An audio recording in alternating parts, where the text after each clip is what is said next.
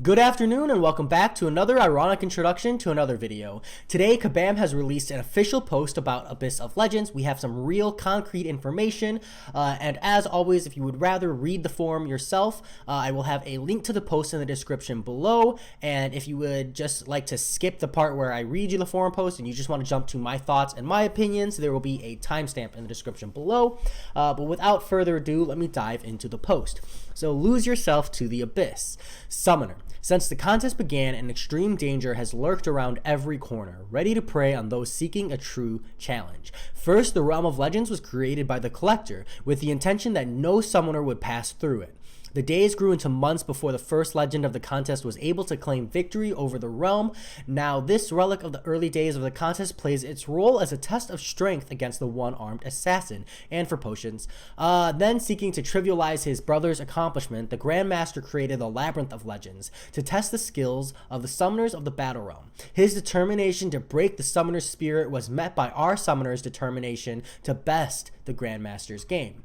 Now, a dark presence, formerly unknown to all, has opened up their corner of the Battle Realm. Dare to delve into this pocket of despair and dread where hope goes to die.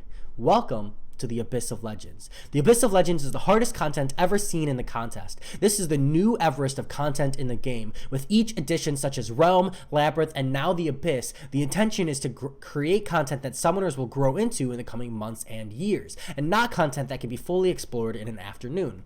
When Realm of Legends was introduced, it was several months before all of the secrets and tools were uncovered to beat it.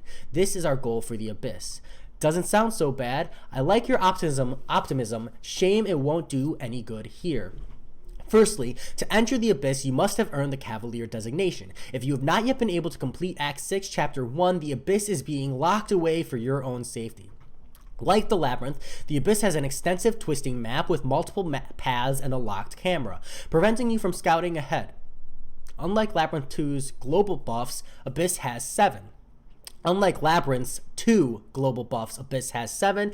Bear in mind, Summoner, the Mark of the Labyrinth buff contained multiple smaller effects encapsulated in one single buff. The Abyss breaks all of these effects into different buffs to allow the space to better describe them.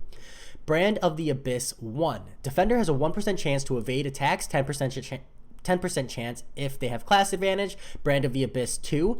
Defender's basic attacks have a 10% chance to stun. Specials have a 100% chance to stun for 2 seconds. Attacker's damage per hit is capped at 85,000.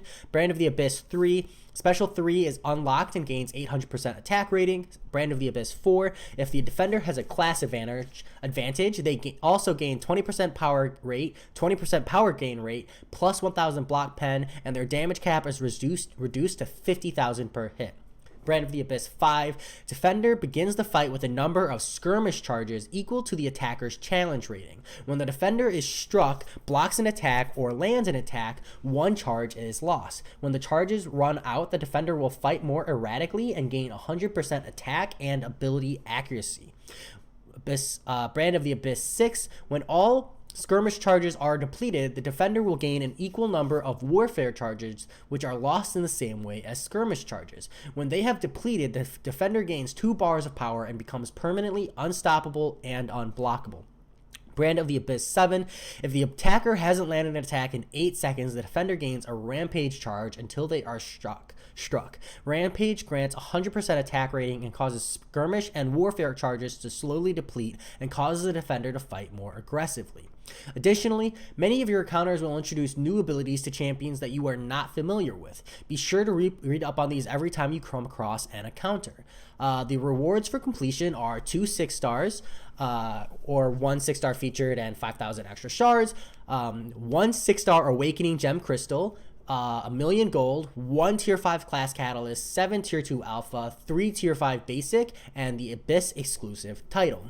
Exploration nets you 2 tier 5 class catalysts, 3 6-star features or 4.5 6-star crystals, a 6-star generic awakening gem, 5,000,000 gold, 4 tier 2 alpha catalysts. 4 tier 2 alpha catalysts, an Abyss exclusive profile picture, and 50 6-star Sigstone crystals. Besides the standard completion and mastery rewards, the Abyss has 5 abyssal chests scattered throughout. Once claimed, the chest will not respawn, though these are rare. Each one contains great treasures. So those 5 chests will have one tier 5 basic, 1 tier 2 alpha, 20 6-star Sig Up stone crystals, 500,000 gold, and a 5-star crystal. So you'll be able to collect those rewards 5 times. And then there will be a bunch of stuff for legends. So the first 20 to 100% explore the Abyss will receive a duped 6-star Thanos. Additionally, the first 300 will receive a Legends title and receive a 5-star King and a 6-star Awakening gem. The first 300 will also get Legends points as detailed in the Legends leaderboard selection below. Yes, you read correctly. This is first to explore, and this is not a timed title, so first come, first serve in this case. And Kabam has come out to say our vow. Let it be known, Summoner, that using any nefarious exploits, cheats, or other manners of manipulation will not be tolerated in the Abyss and will be dealt with swiftly. All those that make their way through the Abyss will be reviewed to ensure their legitimacy before any Legends prizes are awarded. The Abyss does not deal in second chances and will banish forever those who would attempt to break its rules. The wait is almost over. The long-awaited and fabled follow-up to the Labyrinth of Legends will be here on January 22nd at 10 a.m. Pacific Standard Time. Heed these words, Summoner. The Abyss is not a challenge to be trifled with. We do not expect anyone to conquer the challenge anytime soon. You will fail multiple times, but you can use those first attempts to acquaint yourself with the challenge ahead before you commit to taking on the darkness of the Abyss of Legends.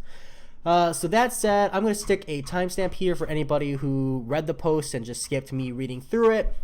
And I have just a few comments, not a lot. I think my first comment is don't expect any kind of video content from me on the Abyss of Legends anytime soon, or gameplay or any of that matter. I still have to explore Labyrinth of Legends, so if you're toying with the idea of me coming into the Abyss just because I have the Cavalier title, I would hold your breath there. Next up, I want to say that I don't think the 7 global buffs is too bad in the sense that, Labyrinth's 2 global buffs really was more like 5 to 8 global buffs when you look at all the effects they had. So having 7 nodes like this makes it sound a lot worse, but it actually makes it a lot more easy to digest, in my opinion.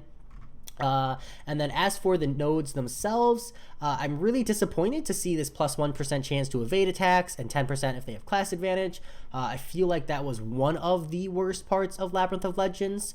And I've even had Labyrinth of Legends champs evade me when I have guaranteed can't evade, Ghost.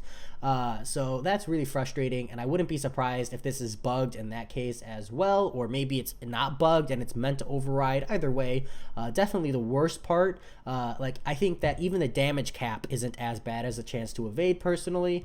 I think that 10% chance to stun, 100% chance to stun on specials, this is super reasonable. It's nice to see an increase in damage cap to 85,000, but that does make me wonder how much they're increasing the health to accommodate, because we're definitely going to see an increase in health.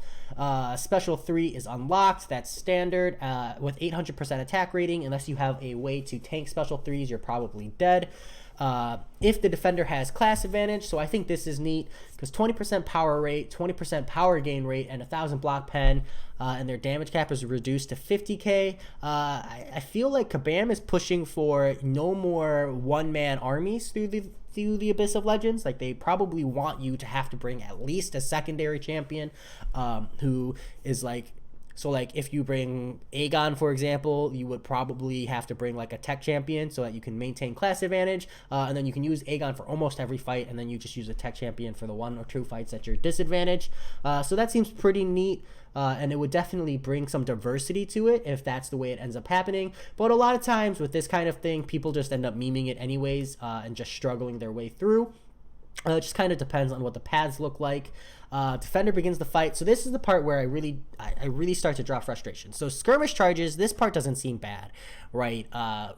When they run out of skirmish charges, the defender fights more erratically. So, we can expect more dashing back and holding block. We can expect random specials, or maybe they hold to a special 2 and they don't throw a special 1s. All kinds of stutter stepping and 100% attack and ability accuracy. I think that's really neat. The fight gets harder. This is essentially an enrage timer, right? Nothing wrong with that. And that timer is just on a hit count. The issue I have here is when we get to warfare charges and the defender gains 2 bars of power and becomes permanently unstoppable and unblockable. This is the part that I get like really frustrated with. Because like off the bat, the only 2 champions like I can think of that have like a permanent way to respond to this are Stealth Suit Spider-Man, who can just like permanently apply that slow debuff without having to do like any kind of heavy attack or anything, because obviously you can't just heavy attack since if they're unblockable, you're not going to be able to parry. But Stealth Suit Spider-Man with like some really skilled play, only intercepting, could deal with this unstoppable, unblockable, just kind of by keeping them permanently slowed, constantly refreshing his web cartridges, and only intercepting.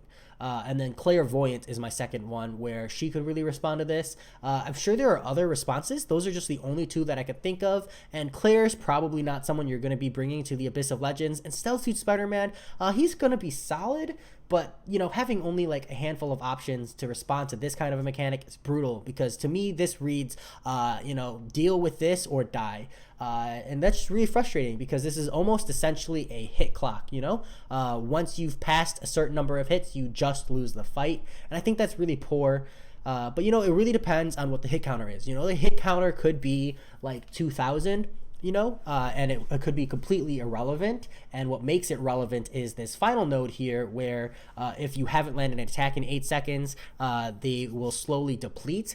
So it might be that like slowly deplete means like 5 every second, you know, and when it's 5 out of 2,000, it's not super fast. But if you're not playing aggressive and keeping that aggression on the opponent, then that's when you actually start losing charges and hit that timer. So I'm gonna stay on reserve because my gut instinct is to just like spit on this node and say this is bullshit.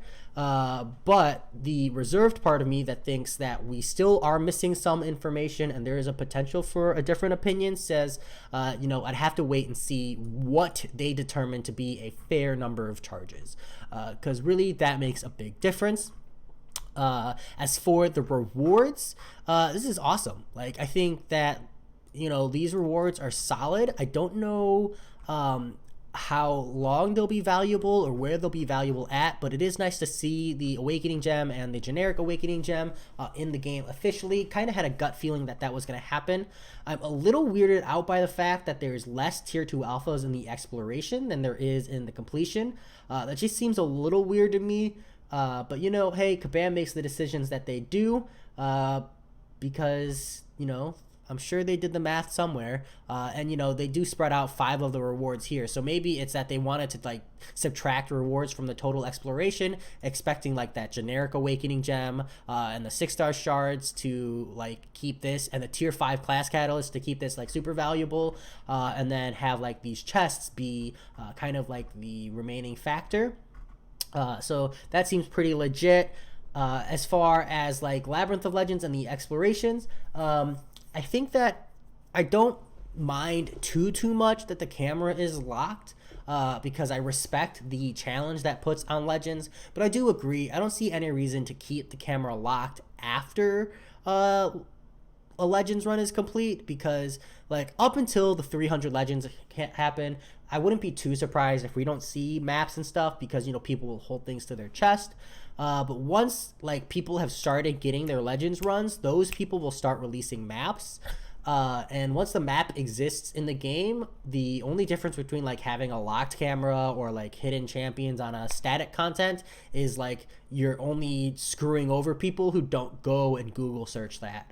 And I'm a big believer of like, hey, just Google it, but also like, you know, that's just not a necessary restraint you need to have on your game. You could just make it so that after the Legends runs are complete, you know, the camera unlocks and the mystery nodes disappear, because after the Legends run, it's really not necessary. I love this vow part where they say they're ensuring the legitimacy, and I really like this statement because it's kind of like cleverly worded to sound cool, but they're essentially saying if you cheat you will be banned permanently. And that's why I'm interpreting this. And if someone cheats and they are not banned permanently, I'm gonna be upset, not gonna lie, because especially in content like this where the rewards are essentially three rank 3 6-stars, you know, the first 2 6-star awakening gems in the game, I would be really surprised if the punishments are not incredibly severe. But personally, I don't expect me to be pushing for an Abyss of Legends until I have at least a rank 3 6-star, if not a rank 4 6-star, because hey, I'm just not that good at this game. So we'll see. You know, check out the other YouTubers. I'm sure people like Legacy or Seaton, or even maybe Contest Champion Brian Grant has a well-established roster. They might be pushing for Abyss because these are some solid rewards, and this is definitely a strong incentive. But I do feel like these 300 legends, you know, it's going to be tough to beat the whales in the game. They're just going to push for that. So that said, that's pretty much all of Abyss of Legends. You know, maybe you want to talk to me or say something I missed, or you want my thoughts on something that I didn't comment on already.